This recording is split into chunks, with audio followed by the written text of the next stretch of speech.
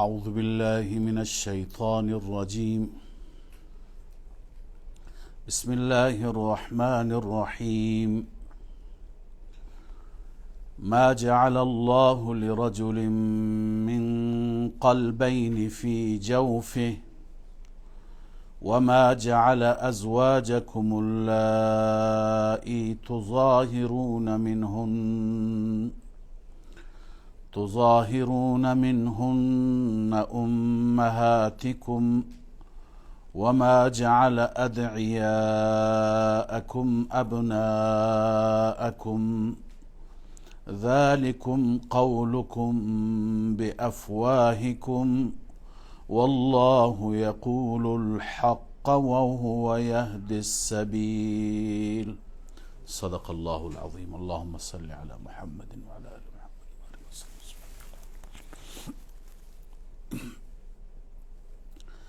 سروران عزیز، برادران ارزشمند و خواهران گرامی، در درس هفته گذشته و در جلسه گذشته که از اول سوره مبارکه احزاب آغاز کردیم و آیاتی را ترجمه کردیم، اونجا عرض کردم که در ابتدای سوره بعضی از رسوماتی که در میان جاهلیت اولا معروف بودند، این رسومات را الله عزوجل مورد نکوهش قرار داده، مذمت فرموده، رد فرموده و همچنین بعضی از اعتقادات و باورها. یکی از اونها این بود: ما جعل الله لرجل من قلبین فی جوفه، که مقداری توضیح داده شد. البته دو تا تفسیر داشت. یه تفسیرش اینی که بعضی معتقد بودند انسانهای ویژه می توانند دو تا قلب در درونشون داشته باشند، اما یه تفسیر دیگه اینه که انتظاری که مشرکین داشتند از حضرت رسول صلی الله علیه و سلم یه انتظار بیجایی بود و اون این بود که هم شما معبود خودتون را تعظیم بکنید، عبادت کنید، فریاد بزنید، سجده کنید و هم احترام معبودان ما را داشته باشید، به این معنا که قبول کنید که خدایان ما میتونن سفارش بکنند، شفاعت بکنند.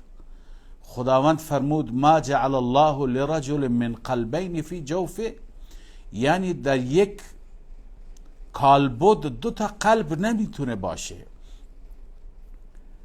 دو تا دل به اصطلاح عوام نمیتونه باشه، دو قلب نمیتونه باشه که هم توش خدا باشد و هم غیر خدا باشد، هم خدا به عنوان معبود باشه و هم غیر خدا به عنوان معبود بشه.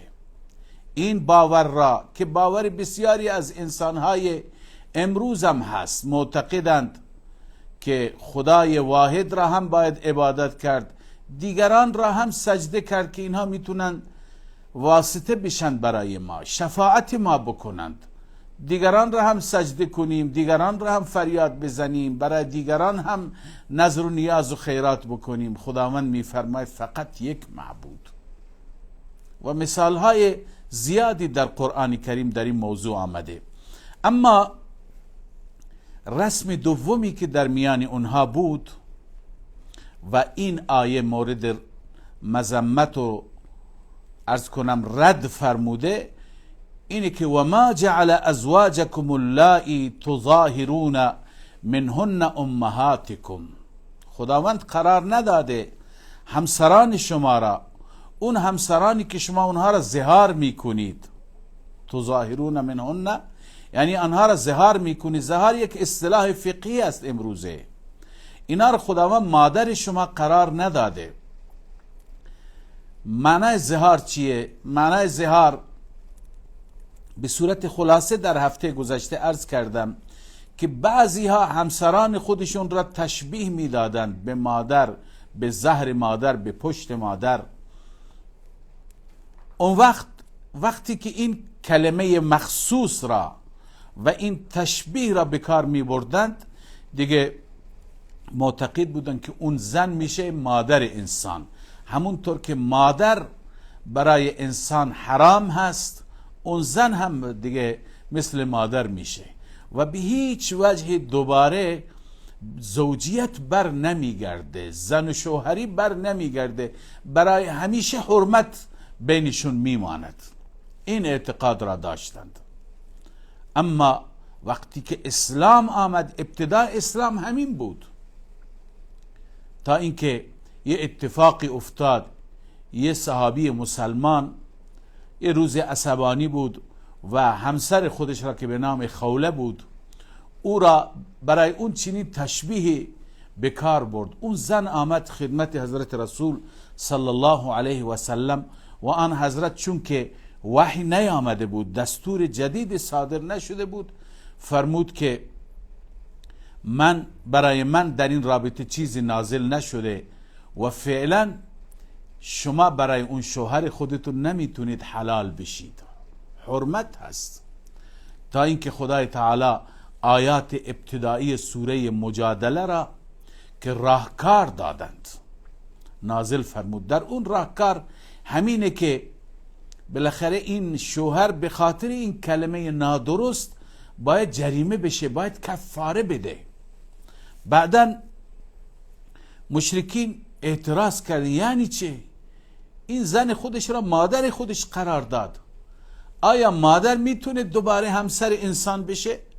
خداوند آیه نازل فرمود الذین یظاهرون منکم من نسائهم، آنانی که از شما با همسرانشون ظهار میکنند، ما هن امهاتهم، اون همسران با این یک کلمه و با این تلفظ هیچ وقت مادر نمیشند. ان امهاتهم الا اللائي ولدنهم، مادرانشون نیستند مگر اون مادرانی که اونها را زاییدند، اونها را به دنیا آوردند. لذا این کلمه منکر و زور قرآن تعبیر می، کلمه نادرستیه، کلمه دروغه، کلمه اشتباهه کسی همسر خودش را مادر بگه. لذا اینجا هم خداوند تعالی همین مطلب را بیان می فرماید و ما جعل ازواجکم اللائي تظاهرون منهن امهاتکم، خداوند قرار نداده همسران شما را، آن همسرانی که شما آنها را ظهار می کنید، اونها را مادران حقیقی شما قرار نداده. و ما جعل ادعیاءکم ابناءکم، سومین رسمی که اینجا رد شده رسم فرزند خواندگی هست. خداوند میفرماید و ما جعل ادعیاءکم ابناءکم، فرزند خوانده های شما را، پسر خوانده، دختر خوانده، فرزند خوانده که شما اونها را فرزند خود قرار میدید و در حقیقت فرزند شما نیستند، با اونها عقد پدری و فرزندی میبندید، اونها فرزندان حقیقی شما نیستند. ذالکم قولکم بافواهکم، این سخن شما هست با زبان شما، با دهان شما، ولی با فرزند خواندن کسی، به کسی بگی از این به بعد تو فرزند منی، تو برادر منی، تو خواهر منی، تو پدر منی، تو مادر منی، با اینکه پدر حقیقی نمیشه، فرزند حقیقی نمیشه، خواهر حقیقی نمیشه. بعضی ها همین عقد برادری و خواهری، پدری و فرزندی با هم میبندند و مثل محرم میمونند. نامحرم ها هم دیگر را به آغوش میگیرند. در تمام اقوام دنیا و ادیان دنیا حتی هست. بعضی از مفسرین نوشتند که در هندوستان هندوها کسانی را که مثلا به عنوان فرزند و دختر خودشون قبول بکنند، مثل دختر حقیقی با اونها بالاخره مماشات دارند، اونها را به آغوش میگیرند، به بغل میگیرند و بالاخره همون رابطه‌ای که با یک فرزند حقیقی انسان داره همون رابطه ره. در مناطق ما هم در گذشته وقتی که دو نفر، یه زن و یه مرد با هم دیگه میگفتن ما از این به بعد برادر و خواهری مثل برادران و خواهران بالاخره حجاب و پرده و هر جای از بدن که معمولا جلوی برادر و خواهر عریان بشه اینها را پروا نداشتن. الان هم در بسیاری از جوامع بظاهر پیشرفته همین هست. اما عزیزان وقتی که انسان به کسی بگه تو خواهر منی، اون خواهر نمیشه. همه با هم برادر و خواهر دینی هستیم، اما احکام دینی، دستورات دینی و دستورات خداوند عزوجل سر جای خودش. اگر ما کسی را فرزند خودمون بنامیم، پدر خودمون بنامیم، مادر خودمون، بله از نظر اسلامی، از نظر انسانی همه با هم دیگه برادر و خواهریم، پدر و فرزندیم، مادر و دختریم، ولی حقیقتا نمیشن. لذا الله میفرماید والله یقول الحق و هو یهدی السبیل. خداوند حق را میفرماید و خداوند شما را به راه درست راهنمایی میفرماید. اون راهی که راه فلاح و نجات شماست، خدا شما را به اون راه راهنمایی میفرماید. امروزه عرض کردم در بسیاری از جوامع، بالخصوص در جوامع غربی، در ممالک غربی، که در ممالک غربی متاسفانه مسئله ازدواج بسیار کمرنگ هست، به دلیل همین روابط نامشروعی که هست و به دلیل همین که همه شانه خالی می کنند از اون وظایفی که در خانه و خانواده دارند. ازدواج درست، ازدواج مشروع، ازدواج صحیح نیست، کمتر هست. یا اگر با هم دیگه ازدواج می کنند به یک سری دلایل پوچ و نادرستی فرزند ندارند، فرزند یا یک فرزند دارند، تک فرزند، یا اصلا فرزند نمی آورند و جلوگیری میکنه از فرزند. حالا این تبعات دیگری که دارد، یکی از تبعاتش اینه که انسان فطرتاً نیاز دارد به فرزند، نیاز دارد به مهر فرزند، به محبت فرزند، و فرزند نیاز دارد به پدر و مادر. لذا وقتی که فرزند آوری نیست به دلیل اینکه ازدواجهای مشروع کمتره و یا اینکه در سنین ازدواج میکنند که از نظر مسائل مالی هم مشکل داره، از نظر مسائل جنسی هم مشکل دارند، اون وقت دارای فرزند نمیشوند و از اونجا که این نیاز یک نیاز فطری هست خداوند در همه انسان ها گذاشته، اون وقت روی میآورند به فرزند خواندگی، کسی را فرزند خودشون قرار میدهند. حالا این فرزند میشه فرزند مصنوعی، این پدر و مادر میشه پدر و مادر مصنوعی. نه اون مهر حقیقی هست، همش منافع هست. نگاه میکنه از هم دیگه، وقتی که منافع تأمین بشه پدر و فرزند هستند، فرزند و مادر هستند. اما وقتی که منافعی که مد نظر هست هر نوع منافع باشه، اون وقت بالاخره فرزند و پدر نمیمانند، در حالی که در پدر و فرزند حقیقی خداوند عزوجل چنان مهری گذاشته. هر کسی که دارای فرزند هست میدوند چنان محبتی گذاشته، چنان ایثاری گذاشته که انسان آماده میشه خودش گرسنه بماند اما فرزندش شکمش سیر بشه. انسان دوست دارد که فرزندش مریض نشه و اگر دردی در وجود فرزند است در وجود خود پدر بیاد، خود مادر بیاد، خودش بیداری را تحمل میکند اما دوست دارد فرزند راحت بخوابد. چنان خدای عزوجل این مهر گذاشته، این ایثار را گذاشته، این از خود گذشتگی را گذاشته. به این دلیل چون که این در فطرت هر انسان هست، لذا در بسیاری از جوامع هی سعی میکنند چون که فرزند نیست، چون که توالد کمتر هست، سعی میکنند به پدرخواندگی و به فرزندخواندگی و به دخترخواندگی و به برادری و خواهری عرض کنم مصنوعی روی بیاورند، در حالی که کجا مصنوعی و کجا حقیقی. ما تصور بفرمایید که کجا یه میوه اصلی و حقیقی و کجا اون میوه پلاستیکی، این میوه پلاستیکی فقط صورتش زیباست، اما اون حقیقی علاوه از اون زیبایی ظاهری که داره چه منافع دیگری برای انسان که انسان مصرفش میکنه. لذا خدای عزوجل میفرماید که اگر تا به حال شما فرزند خوانده داشتید و پدر خوانده داشتید، من بعد نباشد ادعوهم لآبائهم، اونها را بخوانید، صدا بزنید منسوب به پدرانشان، هو اقسط عند الله، این از نظر خداوند پیش خداوند این بالاخره به انصاف نزدیکتر است، به عدالت نزدیکتر است.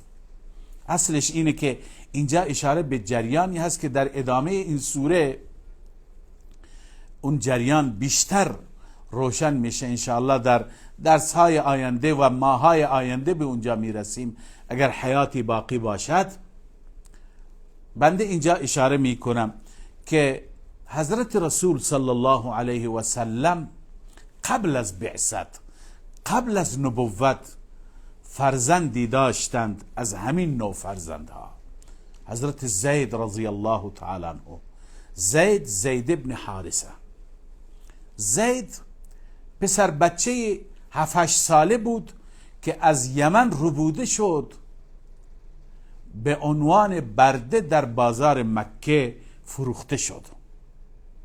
برادرزاده حضرت خدیجه رضی الله تعالی عنها به نام حکیم ابن حزام از بازار زید را خریداری کرد و چون که یک پسر بچه بسیار زیبایی بود، این را به خدیجه رضی الله تعالی عنها هدیه کرد. زید غلام و برده خدیجه بود و بعد از اینکه خدیجه رضی الله عنها با حضرت رسول صلی الله علیه و سلم ازدواج کرد، همه اینها که عرض میکنم قبل از بعثت آن حضرت، با آن حضرت صلی الله علیه و سلم ازدواج کرد، زید را به آن حضرت صلی الله علیه و سلم بخشید، هبه کرد و آن حضرت با زید برخورد بسیار پدرانه‌ای داشت. هنوز پدر اون را به فرزندخواندگی اعلام نکرده بود، همونطور که برده بود و غلام بود، اما تعامل بسیار خوبی داشت، از فرزندی بیشتر اون را دوست داشت و اصلا اذیتش نمی کرد، زحمتش نمی داد.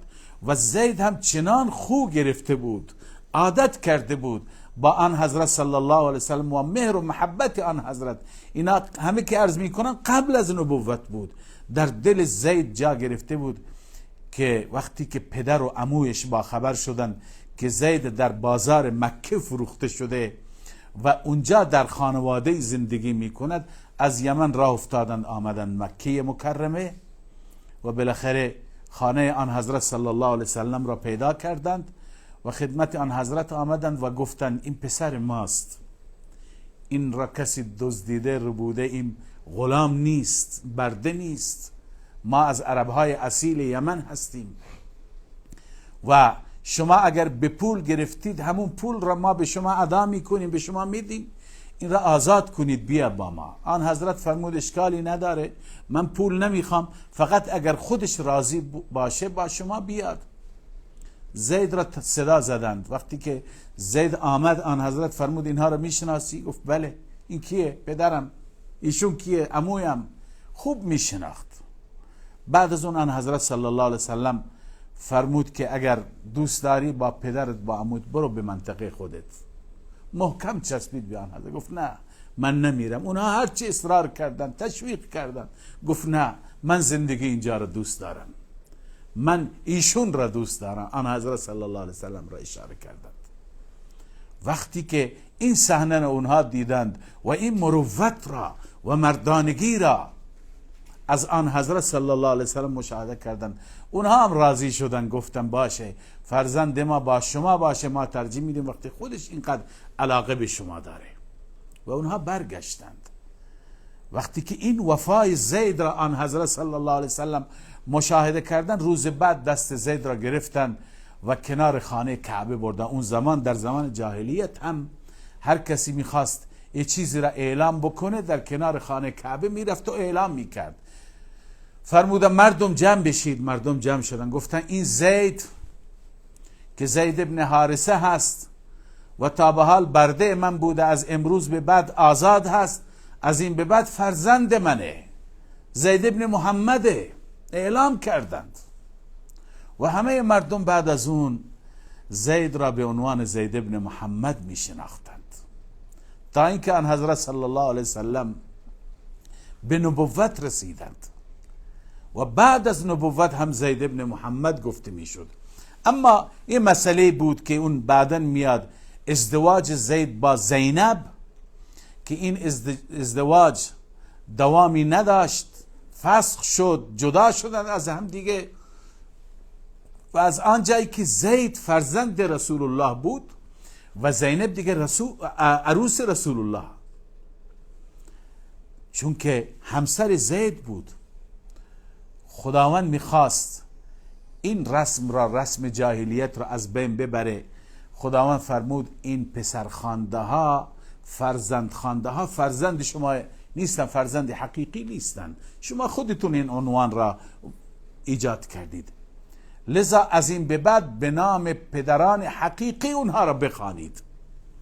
و به رسول الله دستور دادن که بعد از اون با حضرت زینب ازدواج بکنه. برای رسول الله هم سخت بود، آیاتش را میخوانیم، اما این رسم باید از بین میرفت، چون پسرخوانده پسر حقیقی نیست، زن او عروس حقیقی نیست، به این معنی که محرم انسان باشه. لذا خداوند میفرماید ادعوهم لآبائهم هو اقسط عند الله. پیش خدای عزوجل این به حق و حقیقت و عدل و عدالت نزدیکتره. اگر بعضی ها بودند البته پدرانشون مشخص نبود، برده بودند و از کجا، از کدوم مناطق آفریقایی اونها را آورده بودند. فإن لم تعلموا آباءهم، اگر شما پدرانشون را نمیشناسید، فاخوانکم فی الدین، پس برادران دینی شما هستند، برادر دینی صدا بزنید. و موالیکم، و دوستان شما هستند. البته موالی جمع مولاست، مولا معانی زیادی داره، اینجا به دو معنا استفاده میشه. یکی مولا به معنای دوست، ولی به معنی دوست می آید، و مولا برده را هم میگند، غلام آزاد شده را هم میگند. مترجمین، ترجمه کنندگان به هر دو ترجمه کردند. لذا خدای عزوجل میفرماید که اگر پدرانشون، چون کسی دیگه بود همزمان با زید، یک غلام دیگه و یک برده دیگه بود به نام سالم رضی الله تعالی عنه. سالم که برده ابو حذیفه بود، میگفتن سالم ابن ابی حذیفه. پدر سالم معلوم نبود کی بود، از کجا آورده بودند، لذا از این به بعد اون را میگفتن سالم مولا ابی حذیفه به جای ابن. و خداوند میفرماید فاخوانکم فی الدین و موالیکم. اما گاهی اشتباه میشد، قبلا عادت کرده بودن زید ابن محمد میگفتن الان زید ابن حارثه، یهو بالاخره اسم پدر جا به جا بشه سخت بود، بعضی ها ناخودآگاه به زبان می آمد. خداوند می فرماد ولیس علیکم جناح فیما اخطأتم به، اون چه که شما خطأً بگید، اشتباهاً بگید، اینجا برای شما گناهی نیست. گناه اونجاست که ولکن ما تعمدت قلوبکم، اون صورتی که عمدن که انسان در دل اراده بکند و بگه و بعدا وانمود بکنه من اشتباهاً گفتم، اونجا گناه هست. حالا هم خیلی از افراد هستند که کلمات نازیبایی، کلمات نادرستی، کلمات احیانا کلمات کفری به زبان میاد، اما ناخودآگاه بدون اختیار، برای اینها هیچ گناهی نیست. اما انسان اگر در قلبش چنین سوء نیتی داشته باشه و بعداً بگه که من بالاخره به زبان آمد، از زبان پرید، اون وقت خدا میدونه اگر بندگان خدا ندانند. ولکن ما تعمدت قلوبکم و کان الله غفورا رحیما. خداوند عزوجل بخشاینده و مهربان هست. یعنی اگر در گذشته خطایی، لغزشی از شما سر زده، پروردگار نسبت به اونها اگر شما از ته دل توبه بکنید و نادم و پشیمان بشید، خداوند هم میبخشد و نه اینکه میبخشد تنها، رحیما، خداوند مهربان است، بر شما لطف و احسان هم میفرماید. خدای عزوجل به همه ما توفیق فهم درست این آیات و همچنین عمل به آیات کلام الله مجید را عنایت بفرماید. و السلام علیکم و رحمت الله و برکاته.